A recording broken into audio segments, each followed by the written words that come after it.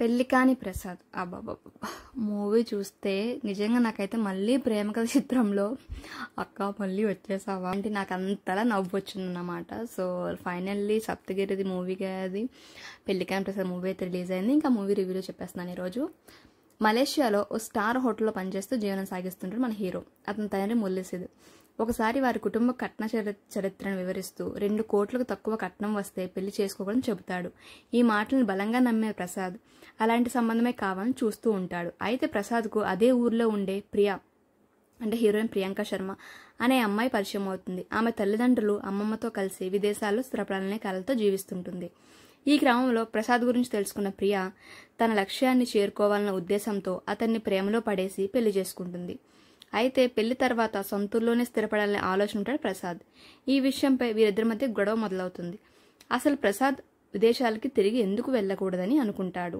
పెళ్లికాని ప్రసాద్ జీవితం పెళ్ళయ్యాక ఎలా మారింది, చివరికి ప్రసాద్ ఫారెన్లో సెటిల్ అవుతాడా లేదా, ఇండియాలోనే ఉంటాడా? ఇంక ఇలాంటి వివరాలు తెలియాలంటే మూవీ చూడాలి. నేనే మొత్తం మూవీ స్టోరీ చెప్పేస్తే బాగోదు కదా. సో అది ఇంక మూవీ విషయానికి వస్తే ఇంకెవరు ఎలా నటించారని వస్తే ఈ సినిమా మొత్తం నాకేమనిపించిందంటే సప్తగిరి గారు మాత్రమే ఒంటి చేత్తో సినిమాతో నడిపినట్టయితే అనిపించిందండి నాకు. నిజంగా అంతలాగా అతనే కామెడీ జనరేట్ చేస్తూ అతనే సీరియస్ అవుతూ అసలు నాకైతే ఫుల్ పిచ్చి పిచ్చి నవ్వు వచ్చిందన్నమాట థియేటర్లో. అంటే ఎట్లా అంటే ఒకవైపు పెళ్లి చేసుకోలేక ఒత్తిడిలో ఉన్న ఒక యువకుడిలాగా, మరోవైపు ప్రేమలో ఓడిపోయి ఏదో మోసపోయిన వ్యక్తిలాగా ఈ బాధని అనేది చాలా బాగా ప్రదర్శించాడు. ఇక ఈ సినిమాలో మరో ముఖ్యమైన పాత్ర ఎవరిదంటే మురళీధర్. తన అనుభవంతో నటనతో మరోసారి ప్రేక్షకులను అయితే చాలా మెప్పించేశారు.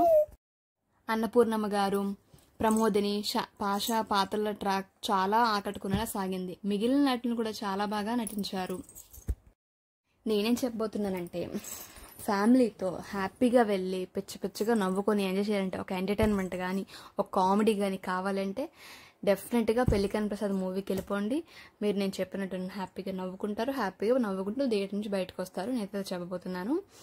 ఈ రోజు అయితే పెళ్లికాని ప్రసాద్ మూవీ రివ్యూ అయితే చెప్పేస్తాను. మీకు నచ్చినట్లయితే మా ఛానల్ని చూస్తున్నారు కానీ వ్యూస్ అయితే వస్తున్నాయి కానీ సబ్స్క్రైబర్స్ అయితే పెరగట్లేదు. సో ప్లీజ్ సబ్స్క్రైబ్ చేసుకోండి. నచ్చకపోతే కామెంట్ చేయండి, నచ్చితే లైక్ చేయండి. Thanks for watching. అండ్ నేనైతే 100% జెన్యున్ రివ్యూ ఇస్తున్నానండి. నేను ఫేక్ ఏదో నాకేదో వ్యూస్ వచ్చేయాలి సబ్స్క్రైబ్ పెరిగిపోయి నేను ఫేక్ న్యూస్ అయితే ఇవ్వట్లేదు. మీరు కూడా సినిమా చూసాక నిజమని చెప్తారు. Thank you.